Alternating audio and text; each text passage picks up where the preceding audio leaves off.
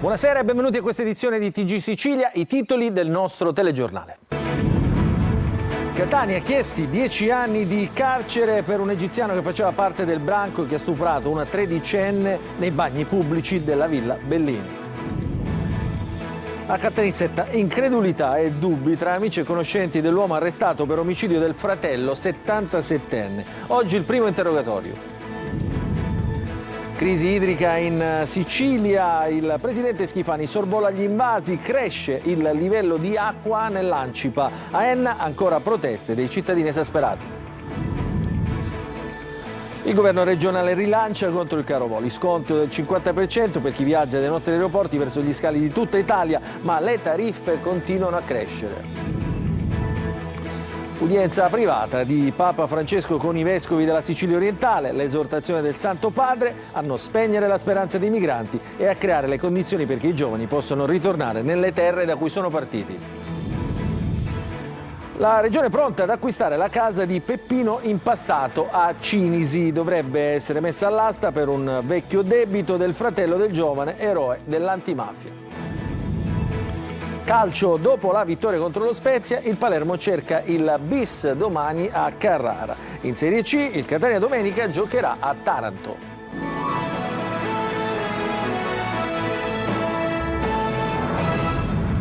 Ancora buonasera, 10 anni di carcere, questa è la richiesta avanzata dalla Procura dei minori di Catania nei confronti dell'egiziano accusato di essere uno dei componenti del branco che ha stuprato una tredicenne nei bagni pubblici della Villa Bellini. Il servizio è di Orazio Longo. Nella requisitoria il PM hanno esaminato il quadro accusatorio nei confronti del giovanissimo egiziano, accusato di essere uno dei componenti del branco che ha stuprato una ragazzina tredicenne nei bagni pubblici della Villa Bellini di Catania. Il quadro è composto dalle testimonianze delle vittime, sia della ragazzina violentata che del fidanzatino, immobilizzato e picchiato, che non ha potuto difenderla. I due sono stati sentiti con il filtro dell'incidente probatorio.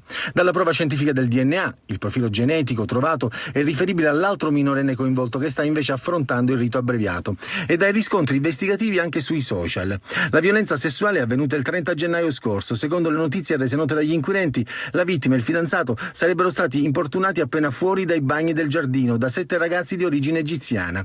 Dopo la reazione dei 2 fidanzati, i 7 li avrebbero fatti entrare nei bagni con la forza. 2 di loro minorenni, mentre gli altri tenevano fermo il fidanzato, avrebbero abusato più volte della tredicenne che a un certo punto ha trovato la forza di divincolarsi e fuggire raggiungendo via Etnea.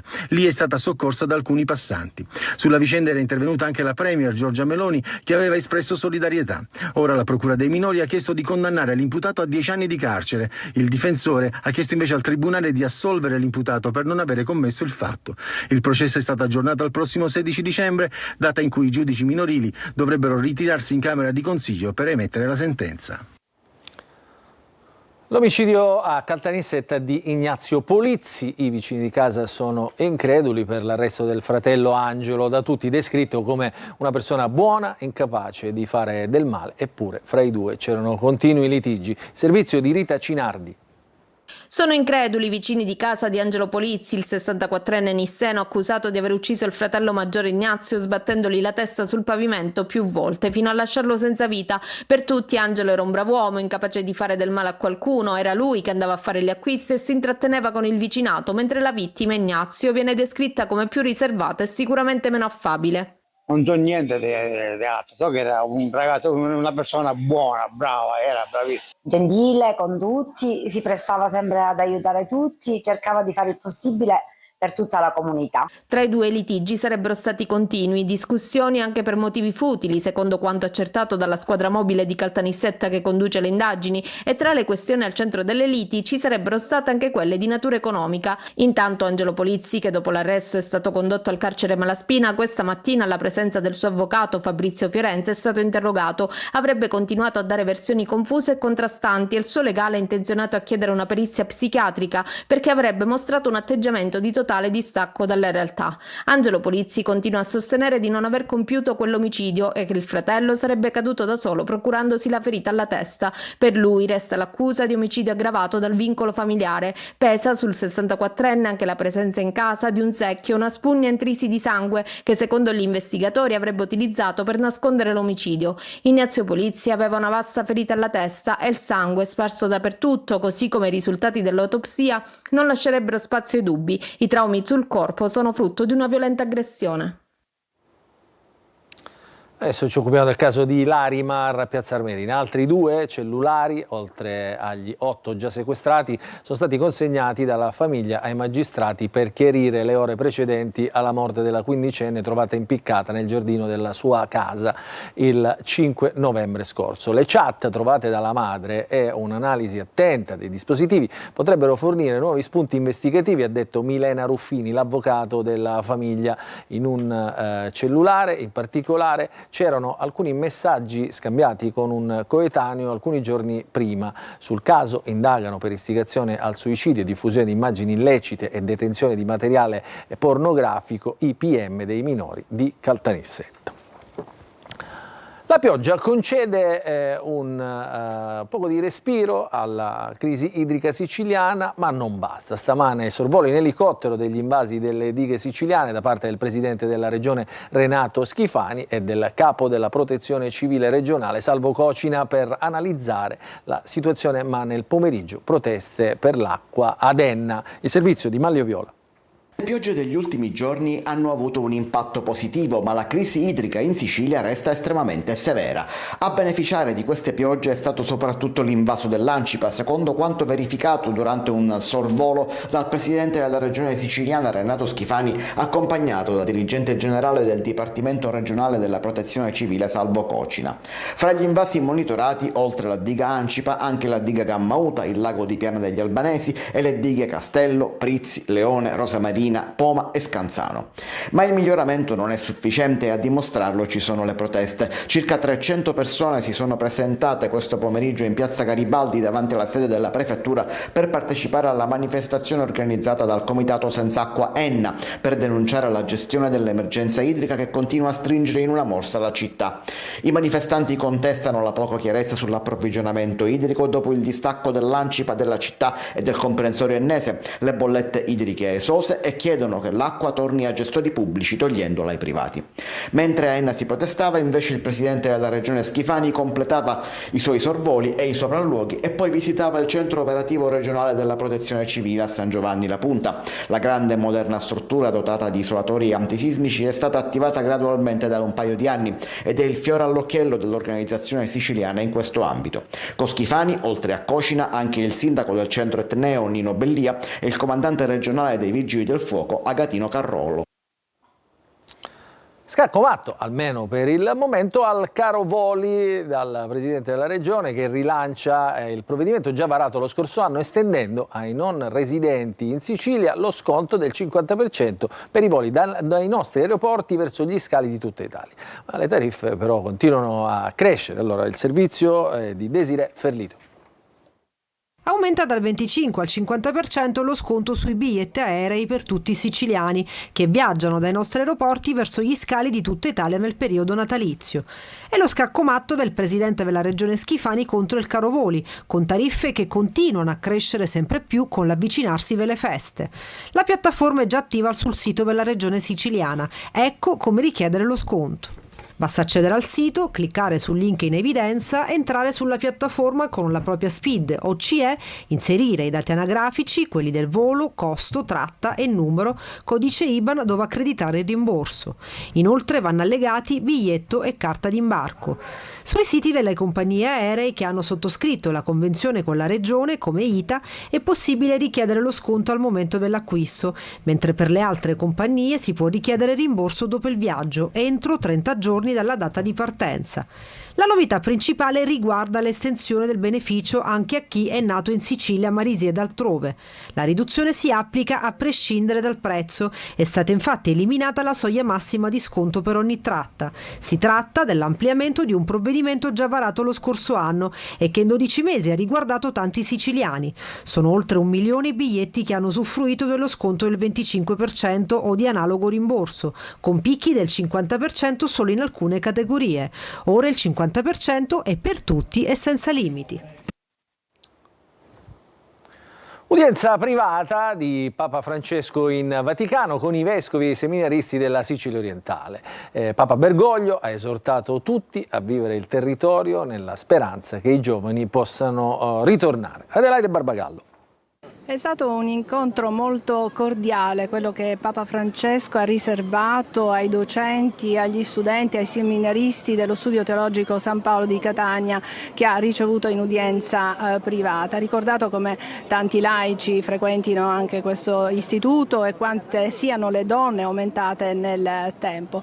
Papa Francesco ha esortato tutti a vivere il territorio, purtroppo segnato, ha detto, da mafia, criminalità e speculazione che impoveriscono il territorio. Ha ricordato le martiri Agata e Lucia, così come Rosario Livatino e Don Pino Puglisi, e poi ha detto ancora: speriamo che i giovani che studiano fuori possano ritornare nel proprio territorio, nelle proprie città. Ma sentiamo l'arcivescovo Luigi Renna, che era assieme ad altri vescovi della Sicilia orientale in questa udienza privata con Papa Francesco. Sentiamo le sue parole. Il Papa vuole richiamare la nostra attenzione sulle persone verso le quali dobbiamo avere una maggiore responsabilità. Anzitutto richiama il senso di un'alleanza sociale per superare la denatalità e la speranza di cui abbiamo bisogno per crescere come famiglie, come paese.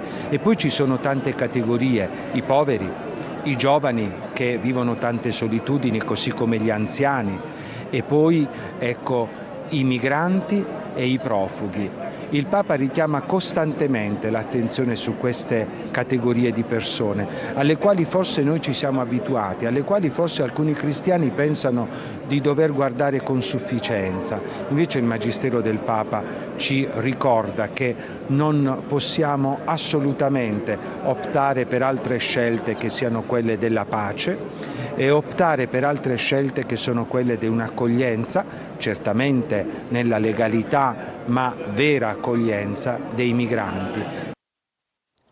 Sarà venduta all'asta la casa di Peppino Impastato a Cinisi a causa di un vecchio debito che il fratello aveva contratto proprio per pagare. La regione si dice pronta ad acquistare questo luogo dei 100 passi in poi, simbolo della memoria dell'antimafia. Lorena Dolci. Oh, Moni, lo sai com'è papà? No, com'è papà? Un po' antico, ma non è cattivo. Finirà all'asta a marzo prossimo la casa di Corso Umberto I a Cinisi, diventata famosa in tutta Italia dopo il film di Marco Tullio Giordana. Quei 100 passi partono ancora oggi dalla casa memoria Peppino e Felice Impastato, luogo simbolo che racconta la storia dell'attivista antimafia ucciso da Cosa Nostra il 9 maggio del 1978. L'immobile era stato pignorato 3 anni fa perché l'attuale proprietario, il fratello Giovanni, non aveva pagato un debito di 130.000 euro, parte di un debito con l'erario di oltre 1 milione di euro. Un lungo contenzioso concluso adesso con la decisione del Tribunale di Palermo, che ha dato incarico ad un curatore fallimentare di occuparsi della vendita dell'immobile. Per salvare il bene ritenuto di valenza storica e culturale si è fatta avanti la Regione siciliana, pronta a esercitare il diritto di prelazione. A lottare affinché la casa resti un bene comune nella disponibilità della collettività c'è poi l'associazione che gestisce la casa memoria, che sul contenzioso precisa che si tratta di una questione privata che non interferirà con le loro attività. Va avanti il nostro impegno per trasmettere la memoria di Peppino Impastato, fanno sapere, che non può essere oscurato, soprattutto nel 20° anniversario della scomparsa di Felicia, madre e donna che ha vissuto per dare giustizia al figlio brutalmente ucciso dalla mafia. Catania è in lutto per la scomparsa di Enzo Trantino, esponente della destra, principe del foro, avvocato rispettato da ogni parte politica. Appunto la politica e l'avvocatura si stringono nel dolore nella Camera Ardente di via 20 settembre attorno a una figura appunto che aveva dedicato la sua vita al servizio della collettività. Domani mattina alle 10 i funerali in cattedrale. Tonino De Mana. Dalla politica all'avvocatura, Catania è a lutto per la scomparsa del principe Enzo Trantino, figura di spicco che ha dedicato la sua vita alla professione legale e al servizio della collettività, distinguendosi per serietà e dedizione. Un uomo di destra rispettato anche a sinistra. Nella Camera Ardente allestita nello studio legale che s'affaccia su via 20 settembre, angolo Piazza Trento, è un via vai di avvocati, di politici, di amministratori e di tanta gente comune. Tutti a salutare Enzo e ad abbracciare idealmente i più stretti familiari, con Enrico, Tiziana, Maria Novella e Fabio in prima fila, instancabili, con occhi lucidi, strette di mano e parole di conforto che cercano di lenire un dolore profondo. È toccante la lettera del figlio Enrico, primo cittadino di Catania ed ultimo a staccarsi dall'amato padre. Trantino si affida ai social per raccontare in poche righe, piene di gratitudine e amore, il rapporto speciale che aveva con il papà. Sei stato una quercia, considero un privilegio aver mantenuto lo status di figlio per 61 anni, ma non mi considero così forte da lasciarti andare come se fosse tutto normale. Sei stato così protagonista del mio presente da avvertire smarrimento nel parlarti voltandomi indietro verso il passato. Con Nuna abbiamo imparato che la famiglia è riparo dalle intemperie e che il sacrificio costituisce il costo minimo per realizzare quel che desideri. E mentre vedo i tuoi nipoti vegliare su di te, capisco che ci saranno immensi vuoti da colmare, ma ti garantiamo che sapremo unire i lembi lacerati per ricominciare come avresti desiderato. Tu adesso riposati, conclude Enrico, qui ci pensiamo noi. I funerali di Enzo Trantino si terranno domani alle 10 in cattedrale. L'amministrazione comunale di Palermo si schiera contro le key box, i self check-in. Da gennaio, dice l'assessore al turismo, aumenteranno i controlli. Marco Gulla.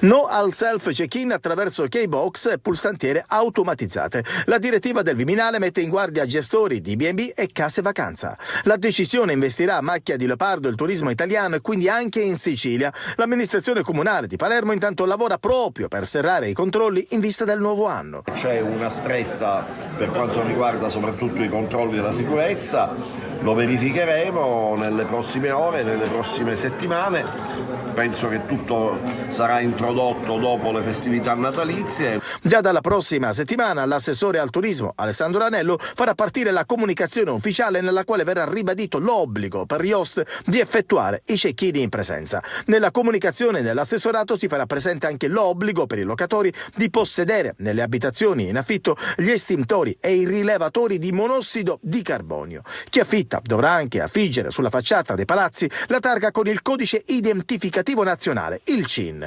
obbligatorio per tutte le strutture che offrono alloggi turistici a breve termine. L'orientamento dell'amministrazione comunale è comunque quello di aumentare i controlli, ma nessuna stretta formale alle licenze. Il punto fondamentale è evitare automatismi eccessivi che possano in qualche caso ridurre la garanzia e la tranquillità della verifica. Insomma, il paradigma deve essere il rispetto delle regole. Acceso questo pomeriggio a Palermo l'albero di Natale in piazza Politeama con le luci e gli addobbi, una cerimonia accompagnata dall'esibizione musicale a cura del Teatro Massimo di Palermo. Il titolo che abbiamo voluto dare a questo Natale è Tu sei Palermo, ha detto il sindaco Roberto Lagalla, e sarà un Natale che unisce e che invita ogni cittadino a prendersi cura della propria città. L'albero invia un importante messaggio di solidarietà e di speranza a tutti i bambini che ogni giorno affrontano una sfida più grande di loro. Adesso a Catania, al Palazzo del Governo, il tradizionale scambio di auguri fra il prefetto e gli studenti baby sindaci della provincia, un modo per avvicinare i giovani alle istituzioni. Il servizio di Eva Spampinato.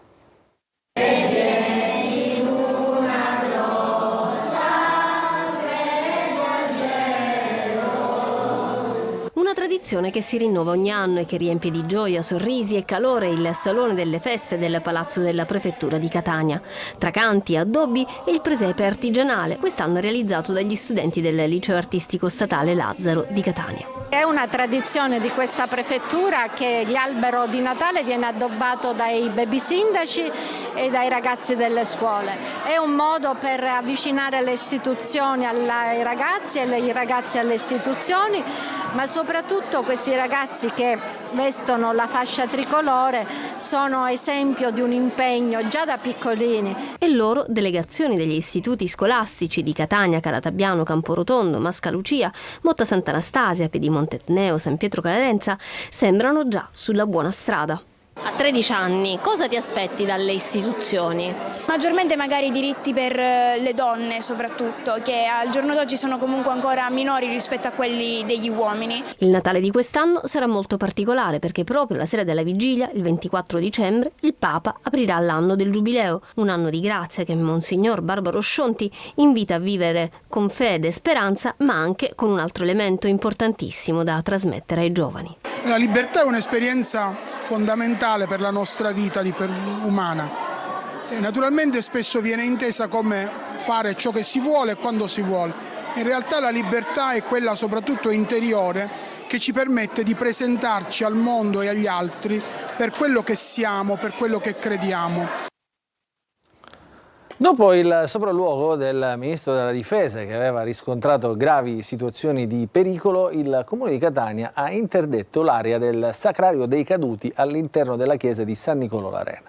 Il provvedimento d'urgenza si è reso necessario per le condizioni di pericolo in cui versa l'area dove riposano i caduti di tutte le guerre. Secondo le verifiche, i primi interventi ad essere effettuati riguarderanno l'impianto elettrico e la posa delle lapidi accatastate per terra in chiesa. Adesso ci occupiamo della festa di Santa Barbara a Paternò, grande partecipazione per le celebrazioni appunto della patrona della città, 3 giorni di devozione e tradizione, la chiusura ieri con il solenne pontificale presieduto da Monsignor Luigi Renna, arcivescovo metropolita di Catania. Il servizio. Anche quest'anno grandissima partecipazione a Paternò per i festeggiamenti in onore di Santa Barbara, la sua amata patrona, un'occasione per riscoprire il legame profondo con la fede e le tradizioni che caratterizzano la città. 3 giorni di devozione, culminati con il solenne pontificale presieduto da Monsignor Luigi Renna, arcivescovo metropolita di Catania.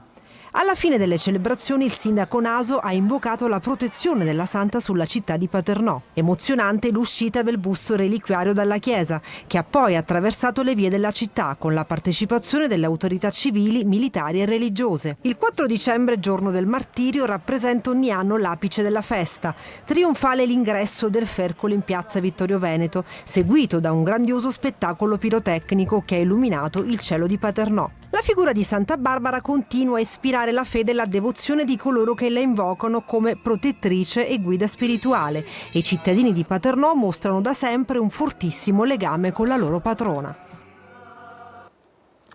E dopo queste belle immagini di Santa Barbara ci fermiamo per una piccola pausa e ritorneremo subito dopo per il calcio.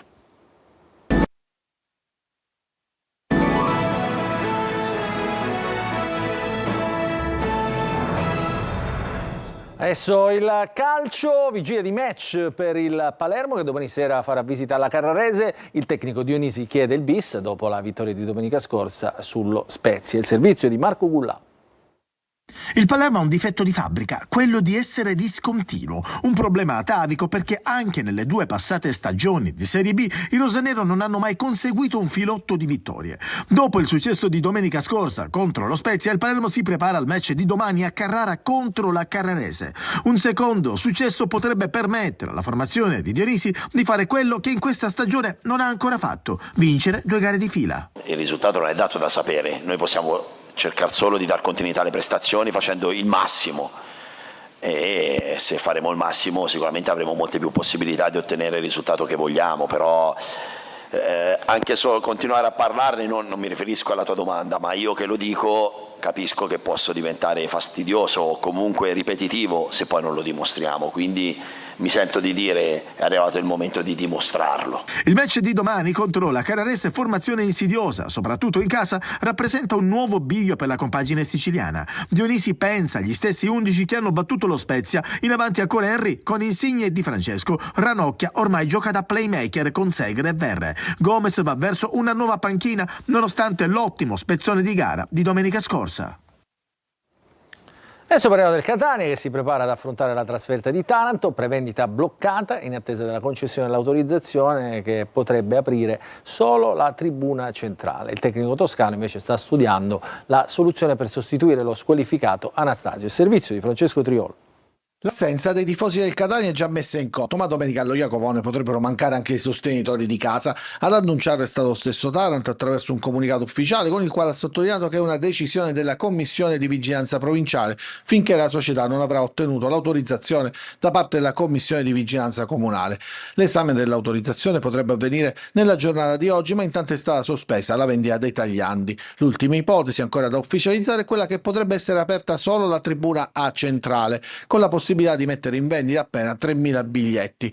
Per quel che riguarda il divieto di trasferta per i tifosi rossazzurri invece è il terzo stop di fila dopo Crotone ed Avellino. Aspetti esterni al campo che interessano poco però Mimmo Toscano e la squadra. Il tecnico sta verificando le condizioni di Lunetta che ormai dovrebbe essere sulla strada del completo recupero. Il nodo principale per il tecnico rossazzurro è quello della sostituzione dello squalificato Anastasio. Toscano potrebbe sostituirlo con Ierardi o con Quaini, mentre a centrocampo torna Guglielmotti con la possibilità di vedere Raimo a sinistra. In attacco l'allenatore teneva più certezze, quelle legate all'impiego di uno stopper in ottima forma che giocherebbe alle spalle di Inglese e D'Andrea. A Taranto il Catania si troverà di fronte a una squadra aggravata dalla penalizzazione di 10 punti che pesa, con l'ultimo posto in classifica ormai consolidato, ma soprattutto una formazione che arriva da 3 sconfitte consecutive. Guai però a sottovalutare la voglia di riscatto. Questa è l'ultima notizia, il nostro telegiornale finisce qui, vi ringraziamo per averci seguito e vi auguriamo un buon proseguimento di serata.